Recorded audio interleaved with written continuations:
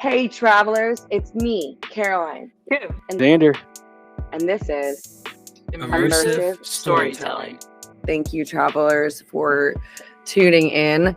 This episode will be a trip down memory lane with the most iconic moments of 2023 in the world of technology, fashion, sustainability, music, and much more.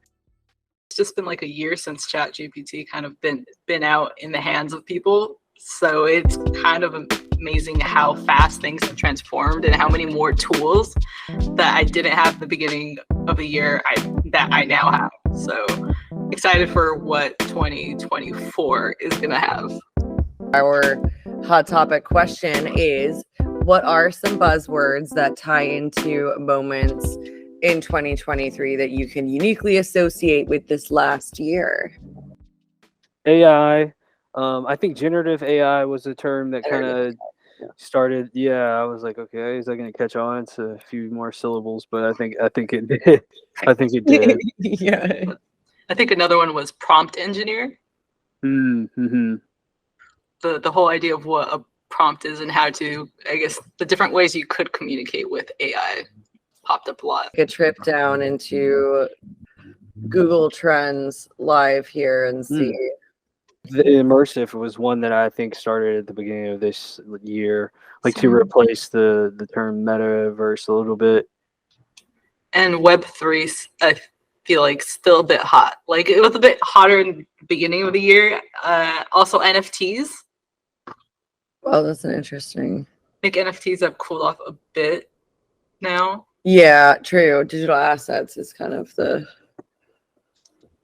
freezing there. It's interesting that you search immersive and Van Gogh immersive. That Van Gogh immersive experience is a large portion of these searches. That's funny.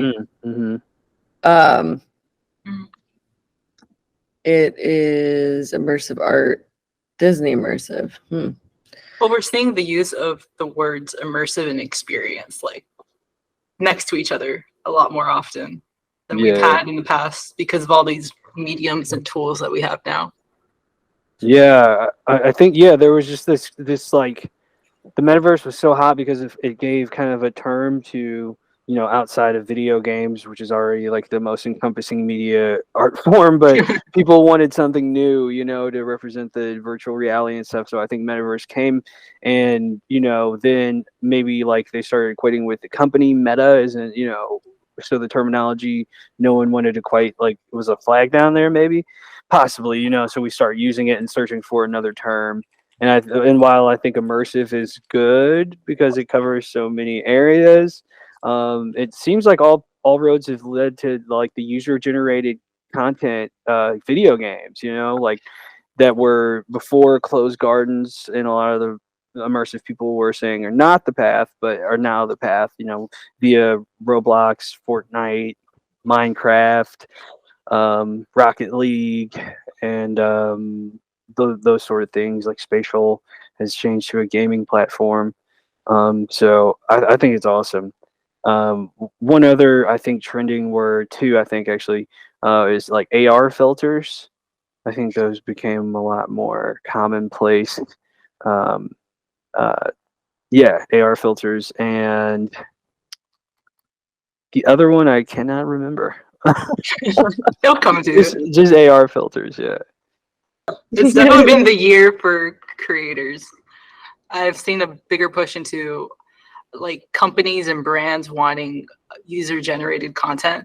Like these people still see the power in like influencers more than ever, but especially like you can see how people have been able to leverage all these tools to become influencers in their own space. It's been very exciting to see.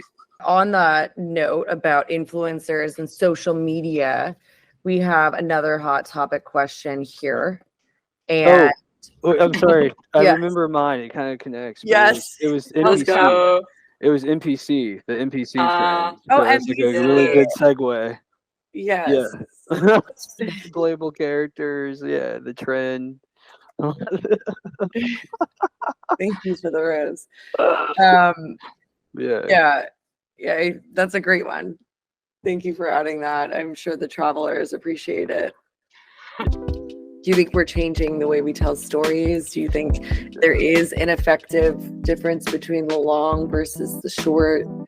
Well, it's been interesting to see all these, I guess, the older platforms like YouTube from being a long form platform to now supporting like short form, because short form content has been so bite sized, and I've noticed the power in having shareable content, and I believe that's one of the advantage of having short form content can kind of be over long form content, but it's also they're tools, they can help each other.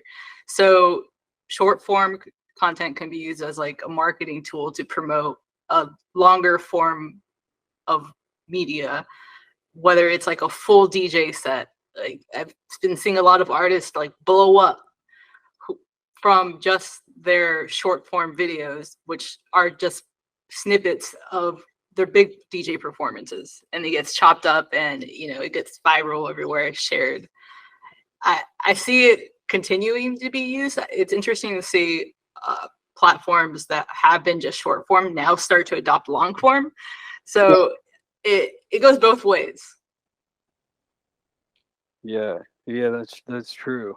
To add to that, I think it's really interesting also, like you were saying, it depends on not only which platform, but like what type of media. So I'm thinking like ad related, and I think a trend in the ad world is micro ads, like super short form, like 2 to 3 second ads that play before your video, like so fast you can't skip them sometimes, or intermittently like embedded in your content. I think that's really interesting and a trend I'm seeing. And long form content also the same way.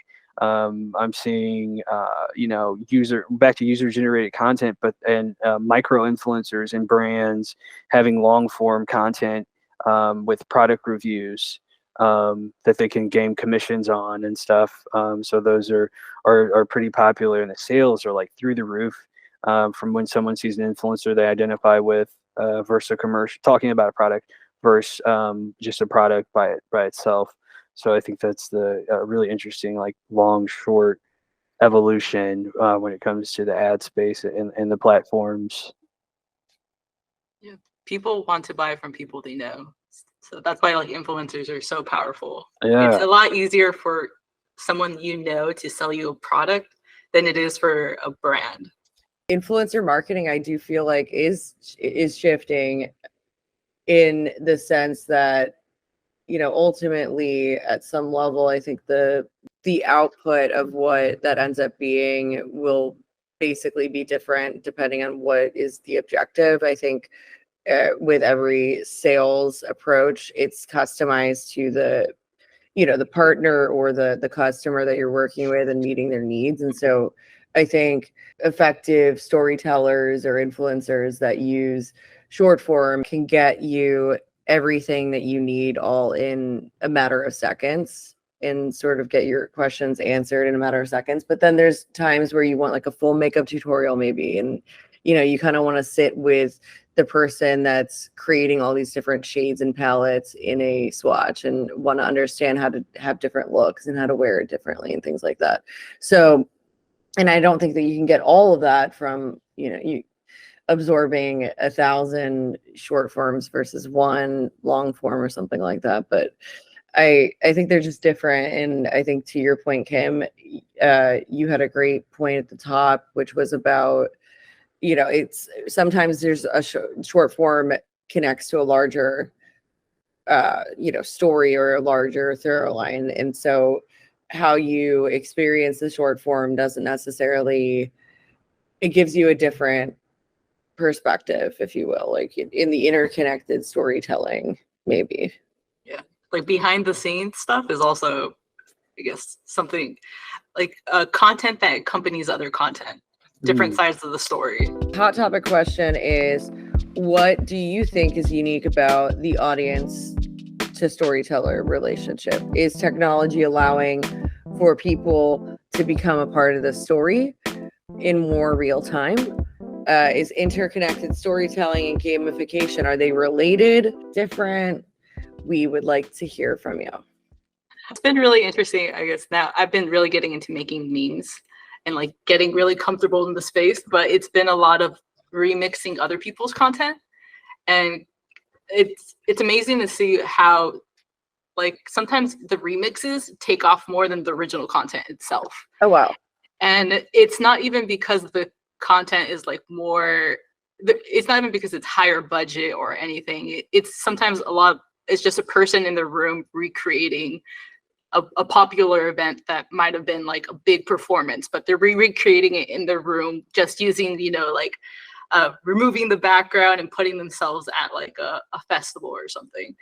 Okay. And it takes off just by the ability to, what I've realized is so powerful about memes is that they can a lot of people can relate to them and it's shareable. So if people love content that people love content that they can share with their friends. One other thing I think that matched with that was content becoming more hyper personalized, rather the ability to find content. It's kind of and I think it's going to only continue to increase in 2024 as more people come online to the internet. And people have the ability to, your experiences with artificial intelligence and other analytics tools have the ability to predict, predictive artificial intelligence predict what you want based off of your choices and stuff. But yeah, you can find your niche market, like as opposed they used to kind of blast general, like, vanilla at as many people as they could because it's the most popular ice cream flavor. Like now, although they're figuring out people would prefer to get their favorite and go down that rabbit hole, and you get into different market segments, and where your show can appeal, like with the return of even TV shows that have made an incredible comeback on social media, like just being shared on TikTok and stuff, just segments from them, because that nostalgia element is so powerful. Like even Barbie, you know what I mean? We saw the biggest movie of the year being Barbie, and most of that campaign was driven by hyper personalization and nostalgia. Yeah, and the accessories to go with that hyper personalization. AI has definitely allowed us to hyper personalize experiences more than ever before, because now an artist can they don't have to personally greet everyone in like a thank you, but with AI you can personally greet everyone, that like all your fans, with their name, and it's a video of you and it's actually speaking. That's like one of the powers of hyper personalization with AI. I'm personally experimenting right now with making AR filters via TikTok, and I'm experimenting with creating characters that bring out certain personalities in people, and I'm enjoying watching these filters basically connect people from all parts of the world and have a personality and a flair. And each filter kind of brings out a different one, I feel like. So I wonder. It's like finding authenticity in your niche. We're moving almost, it feels like, too fast. And there's a new sort of relationship taking place. Maybe not too fast, but very, very fast. Maybe I haven't really thought about how now there are creators who create tools for other creators. Also, the ones who make like tutorial or how-to videos. I think that's a new creator, especially the ones like I see them the most probably because I like them, but the like when they're doing like incredible video production, and like you said, it'll be like one person in the room and they'll make like a crazy shot of like the phone, and they throw it in the air and it like spins, and they're like taking on a treadmill and through a bunch of scenes, and they just like do that behind the scenes, like show how they filmed it, and those will go really more viral than opposed to just posting the final video. I always thought that was like really, really interesting. It's amazing. Like you're seeing the payoff in pretty much short videos that go viral, even though so much production has gone in hours of work for like a 15-second clip. It's like watching what was only before on the TV and commercials, but now like everyone has the power to create their own little commercial. I hope that people create and embrace being open to being creative. It's a very vulnerable sort of, I feel like, place. When you're being creative, you're sort of opening yourself up to expressing yourself, which in a sense I feel like is a form of vulnerability. And it's not always easy. And so I feel communities are definitely a sister to creativity because they really help to keep the fire lit for fellow creatives that maybe don't necessarily have a support system at home or nearby or friends or at school or wherever in the world. And it's great to see that like platforms and mediums that do exist and operate via the internet exist and connect people that are also like-minded and trying to express themselves and be creative with technology today. So this is the whatever you want to call it question. The sidebar? That could be after the whatever you want to call it question, but Okay. this is the last whatever you want to call it question. Authentic was the most searched word of the year. What does authenticity mean to you? In order for me to like maintain myself as a creator and not burn myself out, I remind myself to create for me first before creating for other people. Because of when I wasn't doing it that way and I was very focused on like doing it for the business and trying to make sales and trying to do this, I lost it. I just was like a walking advertisement. As soon as I made it about like me and the things like I enjoy and like how when I separated myself from the outcome of what would come from creating the content and just being free in creating it and just being like, you know, if I get 2 likes, it's okay. If it goes off, it's cool. Like it's amazing because I think the more I've got comfortable with just creating for me or just creating to create without attaching myself to the numbers or the views, I feel like I found my voice a lot more, and I'm a lot more okay with putting out like, you know, it's when you start to just find your flow, people notice. And that's when you come off as the most authentic, when it's just you're doing things because you want to do it that way, not because you're trying to mimic someone or do what they're doing because there's a lot of power with just being you. Yes.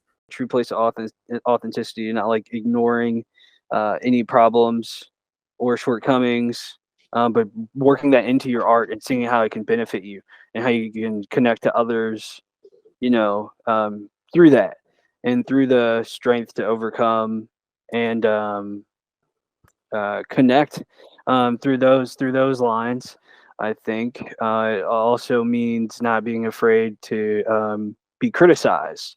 I think that stops a lot more people, the fear of looking stupid or being judged, which all of us deal with. You know, I think it's more important to be authentic is facing and embracing that and choosing to be in front of it.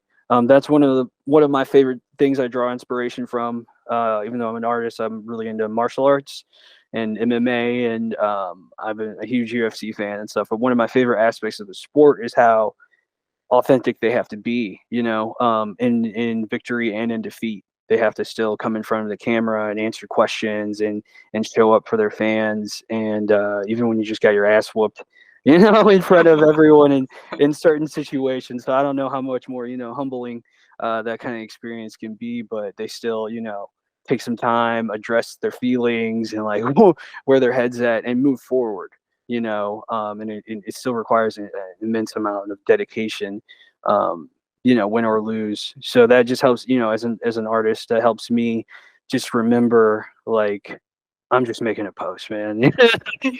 I'm just making a post. So don't be so in my head sometimes. So yeah, I think that's really cool. That authenticity, like you were saying, just like, you know, don't be afraid to look dumb. Okay, I love both of these insights. Authenticity means fluidity, I feel like, in the sense that, we're dynamic. And I think that when something feels fake or inauthentic, it's kind of, for the most part, static in some weird way. Like, it kind of drills down to being static, or like, one dimensional or whatnot. Also, for me, authenticity isn't something that could be a facade. It's not something on the surface. And I think, yeah, I feel like there's only one of us in this world. I feel like we each person in the whole existence of the world and the earth and everything, and each person has come before us and all that. I feel like every single person is unique, because we all have unique experiences of how we got here and how we exist today and how we operate. And I think that because of that, just being yourself makes you authentic. So when you start to play with facades and images and deep fakes, then it becomes tricky to understand the difference between reality and image and perception and what's real and all of that. So I think that's a fascinating word that was the most searched word of the year, especially with the world of technology on the rise and virtual reality experiences and virtual worlds. And I guess people are searching for authenticity. So maybe we find that in 2024. Your niche is you. Bang.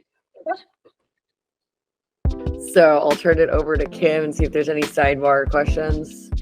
Sidebar question. Coming from the beginning of the year to now, what was, I guess, your biggest surprise or like excitement of tools or capabilities that you have now that you didn't have at the beginning of the year?